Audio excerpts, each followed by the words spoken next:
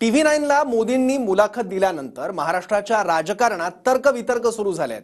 अडचणीत उद्धव ठाकरेंना मदत करणारा पहिला मी असेल असं मोदी म्हणाले।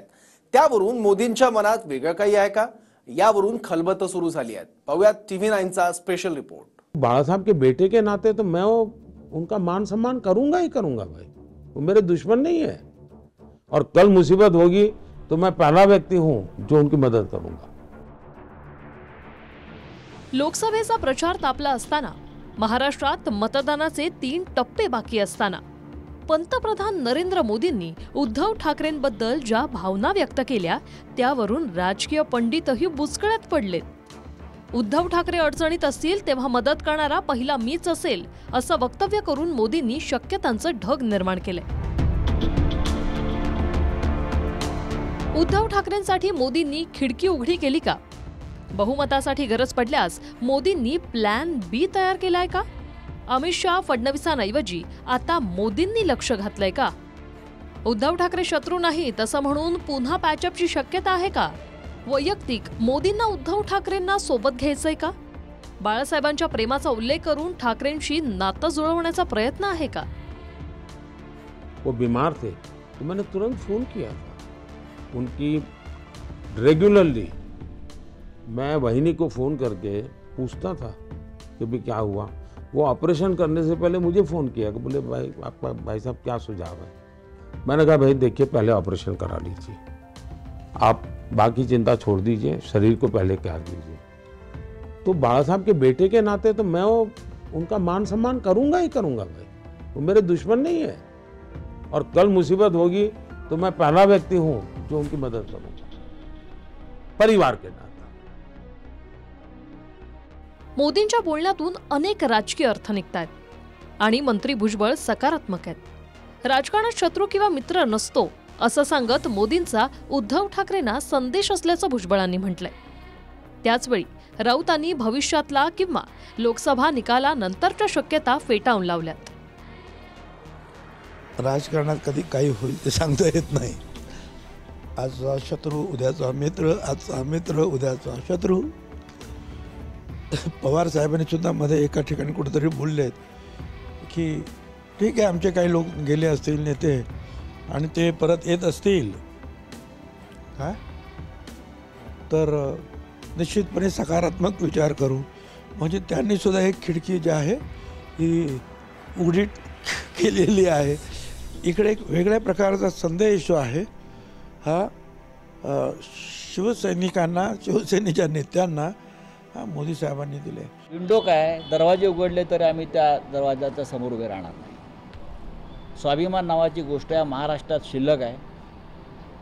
हा छत्रपती शिवाजी महाराजांचा महाराष्ट्र आहे। याचा अर्थ असा आहे की नरेंद्र मोदी निवडणूक हरतायत, त्यांना बहुमत मिळत नाही आहे, म्हणून ते आता या फटी, दरवाजे, विंडो उघडायच्या मागे लागले। अरे बाबा तू काय बोलतोयस?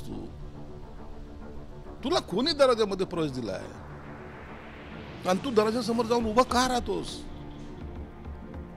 त्यांनी संकट काळी कधी काही आलं तर मी पहिला माणूस असेल असं म्हणलं, याचा अर्थ असं नको घेऊ ना।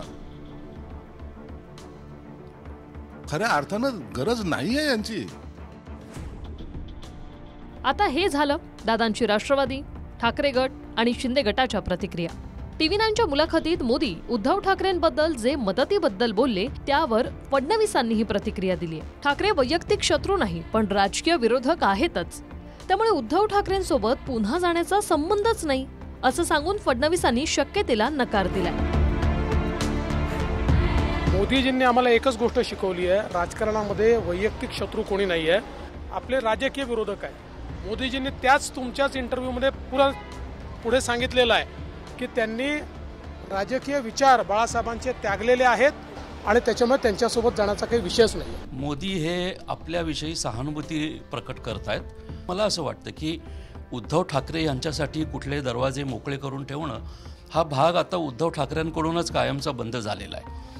महाराष्ट्र फडणवीसांना खलनायक म्हणून पाहू लागलेला आहे। सारखं सारखं चतुराईचं, चलाखीचं, चातुर्याचं, कायम दुसऱ्याच्या डोक्यावर हात ठेवून मीच कसा वरचढ ठरलो असं राजकारण सामान्य माणसाला रुचत नाही आणि शरद पवार आणि उद्धव ठाकरे यांच्यावर अन्याय झाला अशी जर खरोखरची समजूत मराठी माणसाची झाली तर त्याचा सर्व रोष फडणवीसांवर निघेल. त्याच्यामुळे मला असं वाटतं की फडणवीसांच्या विरोधातला जनतेचा रोष कमी करण्याकरता पंतप्रधान असं म्हणतायत की तुम्ही फडणवीसांकडे न बघता माझ्याकडे बघा आणि मला पुन्हा सत्ता द्या. मोदींनी मुलाखतीत बाळासाहेबांच्या आठवणी काढून उद्धव ठाकरेंचाही मान सन्मानच करणार हेही म्हटलं. मोदींना उद्धव ठाकरेंनीही उत्तर दिले. आजारपणात सरकार पडलं, आता स्तुती काय करता, असा पलटवार उद्धव ठाकरेंनी केला. वो ऑपरेशन करने से पहले मुझे फ़ोन किया कि बोले भाई आपका भाई साहब क्या सुझाव है.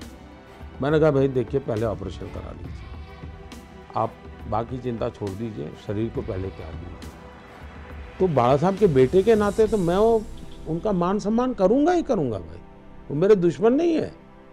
और कल मुसीबत होगी तो मैं पहला व्यक्ति हूँ जो उनकी मदद करूँगा परिवार के नाते.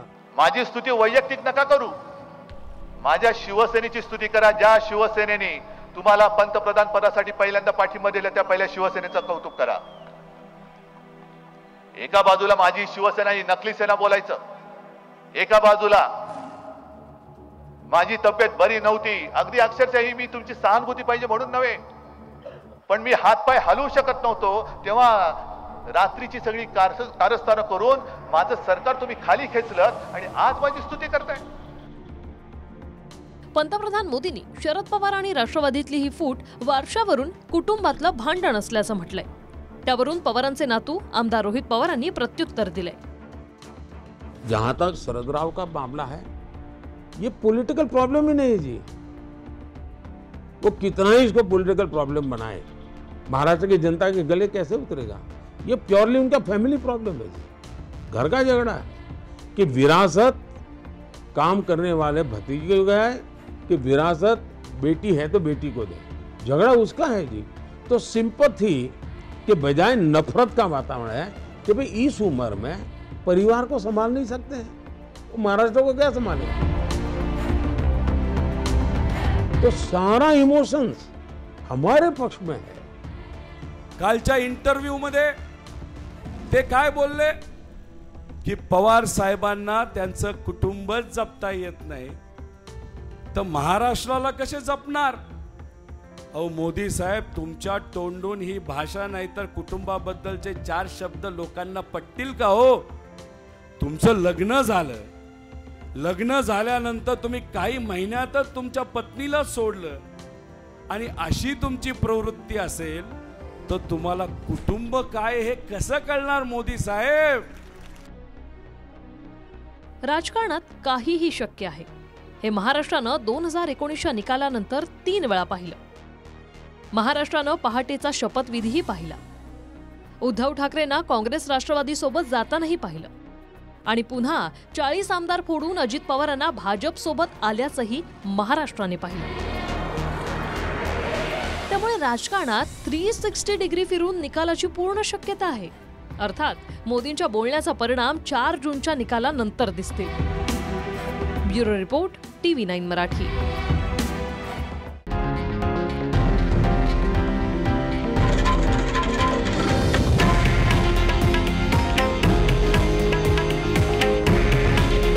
हे आहे देशातील नंबर 1 न्यूज नेटवर्क आणि आपण पाहत आहात TV9 मराठी. काळजी तुमची, हित महाराष्ट्राचं.